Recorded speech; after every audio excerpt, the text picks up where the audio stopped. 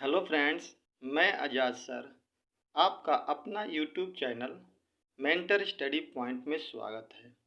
जैसा कि दोस्तों आप जानते हैं, मैं आप लोगों को आपके अपने YouTube channel mentor study point के माध्यम से आधुनिक भारत का क्लास दे रहा हूं। इस आधुनिक भारत के अंतर्गत दोस्तों मैंने लगभग सारे टॉपिक कंप्लीट करने के बाद अब अंतिम टॉपिक जो होता है, जिसे हम लोग भारतीय स्वतंत्रता संग्राम या भारतीय राष्ट्रीय आंदोलन या इंडियन नेशनल मूवमेंट के नाम से जानते हैं, इसकी चर्चा हम लोग कर रहे हैं दोस्तों।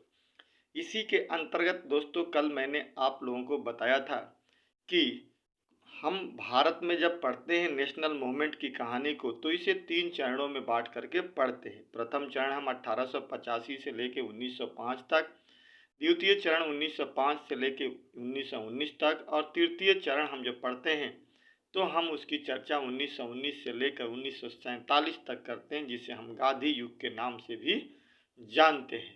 इसी के अंतर्गत दोस्तों हमने कहा था कि 85 से पहले भी कुछ ऐसी घटनाएं घटी थी जो हमारे नेशनल मूवमेंट के लिए बहुत ही जरूरी था, और उससे पहले जो छोटे छोटे स्तर पे राजनीतिक संस्थाएं बनी थी, इसका ही बहुत बड़ा परिणाम हुआ लोगों के अंदर राष्ट्रवाद को जगाने में। ताकि राष्ट्रवाद अगर पनप गया तब जाकर के वो क्या होता है कि हमारे लिए फायदा होता है, क्योंकि जब तक किसी भी व्यक्ति के अंदर राष्ट्रवाद नहीं पनपेगा, उसके अंदर राष्ट्रवाद नहीं आएगा, तब तक उसे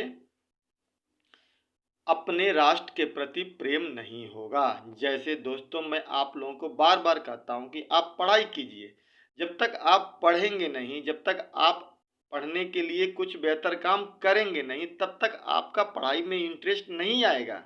और जब तक आपका पढ़ाई में इंटरेस्ट नहीं आएगा, तो हम हो या कोई भी व्यक्ति हो, आपको लाख पढ़ा ले, लेकिन आपके अंदर पढ़ने की क्षमता नहीं डेवलप होगी। यानी आपके अंदर सबसे पहली बात है दोस्तों कि वो जुनून जगानी पड़ती है कि आप पढ़ो। जिस दिन आपको पढ़ने की आदत जग जाती है, उसके बाद आपका मंजिल आपके कदमों तक आने में बहुत लंबा समय नहीं लगा सकता है। वो निश्चित तौर पे एक दिन आपको मिल जाता है, लेकिन बशर्ते कि उसके लिए आपको अपने अंदर एक जुनून पैदा करना पड़ता है, और उस जुनून को ही हासिल करने के लिए आपको लगन होनी चाहिए, और लगन ही आपको आपके मंजिल तक पहुंचा सकती है। ये दोस्तों हमने अपने लाइफ में अनुभव किया है कि अगर हम किसी काम को पूर्ण रूप से समर्पित होकर के करते हैं, तो निश्चित तौर पे उस काम में हमें सफलता मिलेगी। दोस्तों मैं आपको छोटी सी बता दूं कि हम भी पढ़ाई जब करते थे तो बड़ी मेहनत करते थे। निश्चित तौर पे मुझे आज तक नौकरी नहीं मिली, ये अलग बात है, लेकिन आज पढ़े हैं तभी हम आप लोगों को भी पढ़ा रहे हैं, और अपना भी हम बाल बच्चे और परिवार को चला रहे हैं, और चीज़ों को देख रहे हैं और समझ रहे हैं। दोस्तों अगर नहीं पढ़े होते तो शायद हम आज बेरोजगार होते। आज बेरोजगार हैं, लेकिन एक शिक्षित होने के नाते बेहतर तरीके से पढ़ने की वजह से अपना रोजगार खुद ही चला रहे हैं। ठीक है दोस्तों, इसलिए आप लोगों से भी रिक्वेस्ट है कि आप लाइफ में खूब मेहनत कीजिए, अपने मंजिल के को दीवाना बना दीजिए उसके लिए, ताकि आप उसके लिए बिल्कुल पागल हो जाएं और आपको एक दिन हासिल हो जाए। दोस्तों जो भी व्यक्ति नए मेरे चैनल से जुड़े हों, प्लीज़ चैनल को सब्सक्राइब कर दीजिए, और अपने दोस्तों के बीच में ज़्यादा से ज़्यादा शेयर करने का प्रयास कीजिए। और साथ ही साथ जो लोग पुराने हैं उनसे यही रिक्वेस्ट है कि वीडियो को आप ज़रूर देखें, आपके लिए बहुत फ़ायदे की वीडियो है। क्योंकि मैं जो नेशनल मूवमेंट का जो कंसेप्ट बता रहा हूँ दोस्तों, वो एक अलग कंसेप्ट है बिल्कुल। आप ऐसा शायद ही देखते होंगे कहीं कोई बताए, वो अलग बात है, लेकिन एक बिल्कुल ही अलग कंसेप्ट तरीके से मैं आपको बताने का प्रयास कर रहा हूँ। तो दोस्तों वहाँ से पढ़ने के बाद आज हम लोग बात करेंगे भारतीय राष्ट्रीय कांग्रेस की स्थापना की बात करते हैं। ठीक है दोस्तों, कि कांग्रेस की स्थापना कैसे हुई, कल भी हमने बताया था। भारतीय राष्ट्रीय कांग्रेस का प्रथम अधिवेशन मुंबई के ग्वालियर टैंक स्थित गोकुलदास तेजपाल संस्कृत कॉलेज में हुआ था। सवाल यहीं से बन गया कि कांग्रेस का पहला अधिवेशन कहाँ हुआ था, तो मुंबई में हुआ था। ठीक है दोस्तों, जिसमें 72 प्रतिनिधियों ने भाग लिया था। इसकी अध्यक्षता बोमेश चंद्र चटर्जी, जिसे हम लोग WC बनर्जी के नाम से जानते हैं, उन्होंने ही अध्यक्षता की थी। तो 3 सवाल बन गए। पहला सवाल कि सबसे पहले कांग्रेस की प्रथम अधिवेशन कहाँ हुआ था, मुंबई में। कितने लोग शामिल हुए थे, 72 लोगों ने शामिल हुआ था। कौन उसका अध्यक्ष था पहला, तो बोमेश चंद्र बनर्जी, जो अक्सर सवालों में पूछा जाता है। इसी को हम लोग कहते हैं WC बनर्जी। प्रारंभ में इस अधिवेशन का स्थान पूना में चुना गया था। मतलब पहले शुरू में दोस्तों यह पूना में चुना गया था, लेकिन पूना में चूंकि अकाल पड़ गया जिसकी वजह से वहां से मुंबई में इसको ट्रांसफर कर दिया गया। तो वही कह रहा है कि पूना में चुना गया तथा जहां अकाल फैल जाने के कारण सम्मेलन का स्थान मुंबई निर्धारित किया गया। भारतीय राष्ट्रीय कांग्रेस की स्थापना से भारत में संगठित राष्ट्रीय आंदोलन की शुरुआत हो गई। मतलब पहले भी आंदोलन चल रहा था लेकिन वो संगठित नहीं था, मद्रास अलग, मुंबई अलग, बंगाल अलग, लेकिन अब पूरे भारत में एक राष्ट्र लेवल पे आंदोलन की शुरुआत हो गई। भारतीय राष्ट्रीय कांग्रेस की स्थापना भारतीयों में बढ़ती हुई चेतना का परिणाम था। चेतना समझ रहे हैं ना? जैसे मान लीजिए कि आप लोगों का मेरे वीडियो के प्रति बढ़ता हुआ रुचि मुझे आगे बढ़ाने में प्रयास करता है और मुझे कहता है कि आजाद तू और मेहनत कर, तेरे साथ बहुत सारे बच्चे सपोर्ट कर रहे हैं। तो वैसे ही यहाँ पर क्या हुआ, कांग्रेस की सफलता लोगों के अंदर चेतना का विकास था। प्रारंभ में ब्रिटिश सरकार ने कांग्रेस को अपना सुरक्षा कपाट, सेफ्टी बल्ब समझकर सहयोग दिया। किसने? अंग्रेजों ने। किंतु बाद में अंग्रेजों का कांग्रेस से मोह भंग हो गया। फलतः अंग्रेजों और कांग्रेस के बीच संघर्ष की शुरुआत हुई। सेफ्टी बल्ब थ्योरी की परिकल्पना 1916 में लाला लाजपत राय ने संभवतः कांग्रेस के उदारवादी अथवा नरमपंथी पक्ष पर प्रहार करने के लिए ही किया था। उन्होंने कहा था कि सेफ्टी बल्ब का अंग्रेजों ने इस्तेमाल किया था कांग्रेस को स्थापित करके, क्योंकि मैंने कल कहा था कि कांग्रेस की स्थापना में सबसे बड़ा योगदान A.O. ह्यूम का था, जो एक विदेशी व्यक्ति था। भारतीय राष्ट्रीय कांग्रेस की स्थापना में सेवानिवृत्त ब्रिटिश अधिकारी A.O. ह्यूम, आ गया ना, की भूमिका को कुछ लोगों ने तांडित चालक के सिद्धांत से तुलना किया था। इसे गोपाल कृष्ण गोखले का नाम महत्वपूर्ण आता है कि गोपाल कृष्ण गोखले ने कहा था कि अंग्रेजों ने हमें तांडित चालक के रूप में इस्तेमाल किया है और हम उन्हें सेफ्टी बल्ब के रूप में, हमारा उन्होंने सेफ्टी बल्ब के रूप में इस्तेमाल किया, हम उन्हें तांडित चालक के रूप में इस्तेमाल किए। ये एक अलग कंसेप्ट होता है, आगे किस दिन हम बता देंगे आपको।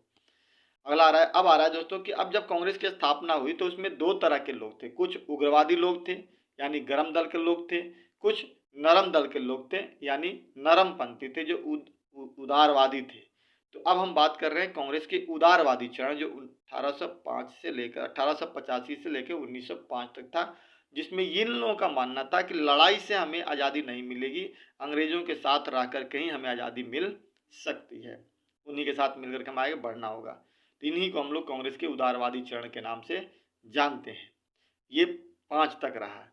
भारतीय राष्ट्रीय कांग्रेस ने अपने प्रारंभिक चरण में उदारवादी विचारधारा का अनुसरण किया। प्रारंभ में कांग्रेस नेताओं ने अपनी मांगों को मनवाने एवं समस्याओं के समाधान के लिए संवैधानिक और लोकतांत्रिक तरीकों का प्रयोग किया। इसके अंतर्गत कांग्रेस के वार्षिक अधिवेशन में प्रस्ताव पारित किया तथा सुधार मांगों को प्रार्थना पत्र के द्वारा गवर्नर जनरल अथवा अन्य संबद्ध ब्रिटिश अधिकारियों के पास भेज दिया था। कहने का मतलब दोस्तों ये है कि कोई भी हमें मांग मंगवानी पड़ती थी या अपनी समस्या को समाधान निकालना था तो हम लड़ाई नहीं करते थे, हम गोली और बारूद का सहारा नहीं लेते थे, हम बातों से करते थे। हम उनके पास अर्जियां भेजते थे, प्रार्थना करते थे और हम उनसे रिक्वेस्ट करते थे कि हमें ये काम कर दीजिए। यानी एक लोकतांत्रिक तरीके से हम काम करने का प्रयास करते थे और हमने यही रास्ता चुना क्योंकि यही हमारे लिए बेनिफिट था। अंग्रेजों से झगड़ा करके हम सफलता हासिल नहीं कर सकते थे। ठीक है दोस्तों, आगे कह रहा है कि फिरोज शाह मेहता, दादा भाई नौरोजी, दिनसा वाजपेयी, उमेश चंद्र चटर्जी, सुरेंद्रनाथ बनर्जी, गोपाल कृष्ण गोखले अग्रणी माने जाने वाले नेता थे। इस काल में कांग्रेस पर समृद्धशाली मध्यम वर्गीय बुद्धिजीवियों का, जिनमें वकील, डॉक्टर, इंजीनियर, पत्रकार, साहित्यकार सम्मिलित थे, अधिकार था। मतलब कांग्रेस पर ना मध्यम वर्गीय लोग थे शुरू में, मतलब जो मध्यम वर्ग के लोग थे वही लोग कांग्रेस पर अपना वर्चस्व बनाए हुए थे और आगे बढ़ रहे थे, वही लोग चीज़ों को समझ रहे थे। उदारवादियों को अपने प्रारंभिक प्रयासों में कुछ तो सफलताएं भी मिली, जिनमें 1886 ईस्वी में लोक सेवा आयोग की स्थापना हुई, वेलवाई आयोग की स्थापना हुई तथा 1892 में भारत परिषद अधिनियम का पारित होना और उसमें हमें बहस का अधिकार मिलना। ये मैंने आपको पहले बता रखा है, हमारे लिए बेनिफिट था। तो इनका मानना था कि एक ही बार में तो सब कुछ नहीं मिलेगा। उदारवादियों का ये इनका मानना था कि धीरे धीरे हमें कुछ तो मिल रहा है सफलता, लेकिन जो गरम दल वाले थे वो धीरे धीरे नाराज हो रहे थे। गरम दल के नेतृत्व कर रहे थे यहाँ पर बाल गंगाधर तिलक, वो नाराज हो रहे थे, वो कह रहे थे कि हमें बहुत लंबा समय लग जाएगा ऐसी विधियों से। लेकिन देखते हैं आगे क्या होता है। शुरू में कांग्रेस के प्रति सरकारी रुख उदारवादी था, लेकिन इसकी बढ़ती शक्ति एवं इसके द्वारा सरकार की आलोचना किए जाने के कारण इसके प्रति सरकारी रुख कठोर होता गया। धीरे धीरे शुरू में तो अंग्रेजों ने सपोर्ट किया, लेकिन धीरे धीरे जैसे जैसे हमें सफलता मिलती गई उनकी नजरिया बदलता गया। सरकार ने मुस्लिमों को कांग्रेस के विरुद्ध खड़ा करना शुरू कर दिया। यहीं पर उन्होंने अंग्रेजों ने क्या किया, फूट डालो और राज करो की नीति करना शुरू कर दिया। दोस्तों 1857 की क्रांति के बाद अंग्रेजों ने भारत में मुसलमानों को नीचे गिराया और हिंदुओं को ऊपर उठाया, ठीक है, ताकि उनको लगा था 1857 की क्रांति में बहादुर शाह जफर जो था नेतृत्व कर रहा था तो मुसलमानों का हाथ था, तो इसलिए उन्होंने मुसलमानों को डाउन किया, उन्हें डाउन करके हिंदुओं को बढ़ाया। लेकिन हिंदुओं ने जैसे जैसे संगठन बना करके अपनी एकता को सिद्ध कर दिया, तब अंग्रेजों को लगा कि नहीं, हमने तो बड़ी गलती कर दी, अंग्रेज भारतीयों को छूट दे करके, हिंदुओं को छूट दे करके अब एक काम करते हैं, हिंदुओं को दबाते हैं और मुसलमानों को आगे बढ़ाते हैं, और इसी को कहते हैं फूट डालो और राज करो की नीति। तो वही कह रहा है कि सरकार ने मुस्लिमों को कांग्रेस के विरुद्ध खड़ा करना शुरू किया, और इसे हम मामले में सफलता तब मिली जब 1887 में सैयद अहमद खां एवं बनारस के राजा शिव प्रसाद सितारे हिंद ने बनारस में ऑल इंडिया पार्टिसिपेटिव एसोसिएशन की स्थापना की तथा 1888 ईस्वी में सैयद अहमद खां ने एंग्लो मुस्लिम डिफेंस एसोसिएशन की स्थापना कर दिए। और इससे हमसे मतलब हिंदुओं से मुसलमान धीरे धीरे अलग होने लगे, और वो अलग करने में भूमिका किसकी हुई, अंग्रेजों की हुई। ठीक है दोस्तों, अब आता है यहाँ पे हमारा कांग्रेस का उग्र राष्ट्रवादी चरण, यानी ये हमारे गर्म दल वाले लोग थे। नरम दल वालों को तुमने कर लिया, धीरे धीरे करके सफलता मिल रही थी, वहां पे फूट डालना अंग्रेजों ने शुरू कर दिया। अब आता है द्वितीय मतलब प्रथम चरण, द्वितीय चरण में ही जो था 1905 से 1918 द्वितीय चरण था। इसमें आता है राष्ट्रवादी चरण, जो उग्रवादी था, यानी जो गर्म दल के लोग थे। उग्र राष्ट्रवादी विचारधारा से प्रेरित अग्रणीय नेताओं में बाल गंगाधर तिलक, बिपिन चंद्र पाल, लाला लाजपत राय और अरविंद घोष प्रमुख थे। दोस्तों रात में हमने क्वेश्चन किया था कि लाल बाल पाल वही लोग थे, लाल मतलब लाला लाजपत राय, बाल मतलब बाल गंगाधर तिलक और पाल मतलब बिपिन चंद्र पाल, यही तीन लोग थे जो वहाँ पे स्वतंत्रता सेनानी से जुड़े हुए थे। रात में चर्चा किए थे, आज यहाँ पे भी क्वेश्चन मिल गया। ये प्रमुख उग्रवादी यानी गर्म दल के नेता थे। बाल गंगाधर तिलक, लाला लाजपत राय, बिपिन चंद्र पाल जो लाल बाल पाल के नाम से जाने जाते थे। गर्म पंथियों ने भारतीय जनता में स्वाभिमान जगाने के लिए अपनी सभ्यता और संस्कृति की गौरव को उभारना आरंभ किया। मतलब पुराने इतिहास को, तिलक ने कहा शिवाजी को देखो, शिवाजी अंग्रेज अकेले ही मुगलों को परेशान कर रखे थे, ठीक है ना, तो उन्होंने पुरानी चीजों को उसने वो करने का प्रयास किया। प्रणाली पर प्रहार करते हुए जनता में स्वावलंबन, संगठन और संघर्ष का संदेश पहुंचाया। कुछ अंतर्राष्ट्रीय घटनाओं ने भी उग्रवादी विचारधारा के प्रसार में महत्वपूर्ण योगदान दिया। इन घटनाओं में मिस्र, फारस, टर्की की जनता को अपने स्वतंत्रता संघर्ष में मिली सफलता, इथोपिया द्वारा 1896 में इटली को पराजित कर देना एवं 1905 ईस्वी में जापान द्वारा रूस को पराजित किया जाना प्रमुख था। इससे देख करके भारत के जो उग्रवादी जो नेता थे उनको लगा कि हम भी बम बारूद के बल पे क्या कर सकते हैं, अंग्रेजों को हिंदुस्तान से भगा सकते हैं, और उनको इसलिए उन्होंने उनके खिलाफ जहर उगलना शुरू कर दिया गर्म दल वालों ने। अब अंग्रेजों ने देखा कि ये तो राष्ट्रवाद का जड़ बन गया। बंगाल ही वो शिक्षित जगह था जहाँ पे राष्ट्रवाद का जड़ बनता जा रहा था। राष्ट्रवाद वहाँ पे बहुत ज़्यादा तेजी से फैल रहा था। अंग्रेजों को तो पता था कि जिस दिन राष्ट्रवाद बच्चों के अंदर पहुँच जाएगी, वो हर बच्चा हमारा क्या बन जाएगा, दुश्मन बच जाएगा, और उस वक्त हमें हिंदुस्तान से बाहर जाना मजबूरी बन जाएगी। तब जाकर के उसने, चूँकि बंगाल ही वो जगह था, तो बंगाल को उसने विभाजन करने का प्रयास किया 3 स्तर पे, कि वहाँ पे हिंदू और मुस्लिम को दोनों को अलग अलग कर देते हैं। इससे क्या हो जाएगा, राष्ट्रवाद हमारा कमजोर हो जाएगा और हमें भागने में या हमें पराजित करने में सफल नहीं हो जाएंगे। फूट डालो और राज करो की नीति अंग्रेजों ने पूरी रणनीति के तहत यहाँ पे सप्लाई कर दिया था। अब दोस्तों आ रहा है बंगाल विभाजन और स्वदेशी आंदोलन, ये भी हम लोग चर्चा कर चुके हैं, दोनों याद रखें दोस्तों, यहीं से क्वेश्चन बनता है। 20 जुलाई 1905 ईस्वी को तत्कालीन वायसराय करजन ने आदेश जारी करके बंगाल को 2 भागों में विभाजित करने की घोषणा की। यह विभाजन भाषा और धर्म के आधार पर किया गया था, इसलिए विभाजन पर तीव्र प्रतिक्रिया हुई। क्योंकि ये विभाजन किया गया था भाषा और धर्म के आधार पर, कि लोगों को हम अलग अलग कर देंगे, हिंदू को अलग, मुसलमान को अलग, भाषा के आधार पर उर्दू और हिंदी को अलग कर देंगे। लेकिन अंग्रेजों किया तो गया था भाषा और धर्म के आधार पर, लेकिन अंग्रेजों ने इसको दूसरा कारण बताया। उन्होंने कहा कि बंगाल चूंकि एक बहुत बड़ा प्रांत है और इतने बड़े प्रांत पर एक व्यक्ति का शासन करना संभव नहीं है, इसलिए हम बंगाल को 2 हिस्सों में बांट रहे हैं।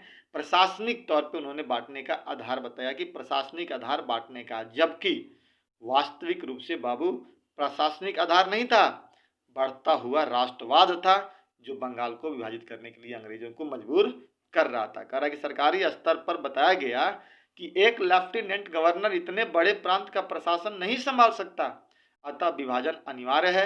लेकिन वास्तविक कारण प्रशासनिक नहीं, राजनीतिक था। जो मैंने बताया, बंगाल उस समय राष्ट्रीय चेतना का केंद्र था, अतः उसे धर्म एवं भाषा के आधार पर विभाजित कर यहाँ राष्ट्रवाद को कमजोर किया जा सकता था। कमजोर करने के लिए ही इन्होंने बंगाल को विभाजित किया।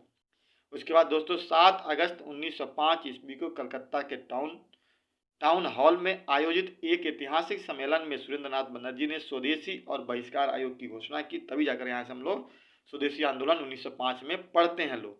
अगले वायसराय लॉर्ड मिंटो के शासनकाल में 16 अक्टूबर 1905 ईस्वी को बंगाल विभाजन को लागू कर दिया। दोस्तों अब यहाँ पे एक क्वेश्चन याद रखिएगा, कभी सवाल आए कि बंगाल विभाजन किसके समय में लाया गया, प्रस्ताव जो लाया गया वो करजन के समय में लाया गया था 1905 में ही 20 जुलाई को, लेकिन 1905 में ही अक्टूबर में मिंटो के समय में वो लागू किया गया। तब तक करजन यहाँ से बाहर चला गया था। तो याद रखिएगा, लाया गया था करजन के समय में, लेकिन लागू होता है मिंटो के समय में। बंगाल विभाजन को लागू किया गया। इस दिन को पूरे बंगाल में शोक दिवस के रूप में मनाया गया।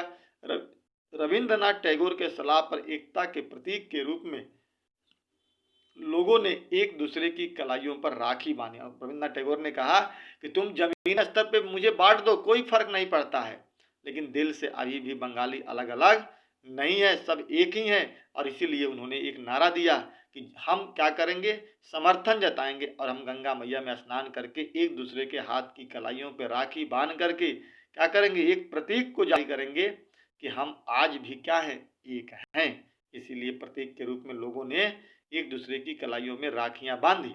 रविन्द्रनाथ टैगोर, रजनीकांत सेन, द्विजेंद्र लाल राय, मुकुंद दास, सैयद अब्बू मोहम्मद के लिए लिखे गए गीत आंदोलनकारियों को प्रेरित किया। रविन्द्रनाथ टैगोर ने अमार सोनार बांग्ला नामक गीत लिखा एवं बंकिम चंद्र चटर्जी वंदे मातरम 1971 में रविन्द्रनाथ टैगोर की रचना अमार सोनार बांग्ला को बांग्लादेश के ने राष्ट्रीय गीत के रूप में स्वीकार कर लिया। जब 1972 में पाकिस्तान से बांग्लादेश अलग हो गया था अपना और वह अस्तित्व में आ गया था। 1905 में कांग्रेस के बनारस अधिवेशन के अध्यक्ष गोपाल कृष्ण गोखले ने स्वदेशी एवं बहिष्कार आंदोलन का समर्थन किया। तिलक, बिपिन चंद्र पाल, लाला लाजपत राय और अरविंद घोष ने इसे पूरे देश में फैलाने की कोशिश की, बंगाल विभाजन की नीतियों को। और 1906 में कलकत्ता के कांग्रेस अधिवेशन में अध्यक्षता दादा भाई नौरोजी ने की। अब पहली बार स्वराज्य शब्द का इस्तेमाल भी किया और मांग भी की, प्रस्तुत भी किया। ये भी क्वेश्चन हमने दोस्तों जो हम क्वेश्चन सीरीज का डिस्कस कर रहे हैं वहाँ पे एक बार बताया था हमने। क्वेश्चन स्वराज की बात सबसे पहले कब आई थी, तो 1906 में कलकत्ता अधिवेशन में दादा भाई नौरोजी ने उठाया था। इस प्रकार दोस्तों 1885 से लेकर 1905 ईस्वी तक, यानी हमने कहा कि सेकंड चरण तक हमने पढ़ने का प्रयास किया। हालांकि सेकंड चरण प्रथम चरण जो कहते हैं ना, प्रथम चरण कहते हैं, 1885 से लेकर 1905 तक प्रथम चरण को हमने कंप्लीट किया। और इसके बाद हम लोग सेकंड चरण में बात करेंगे और देखेंगे कि कैसे यहाँ बात 16 में अंग्रेज क्या करते हैं, मुस्लिम लीग की स्थापना करते हैं। उसके बाद 7 में कांग्रेस का विभाजन हो जाएगा, 8 में तिलक को जेल भेज देंगे। ठीक है दोस्तों, इस प्रकार से अंग्रेजों ने बंगाल में जो चढ़ती हुई बढ़ती हुई जो चेतना थी उसको विभाजित करने का प्रयास किया। ठीक है दोस्तों, तो यहीं के साथ ही वीडियो को हम समाप्त करते हैं। जय हिंद, जय भारत।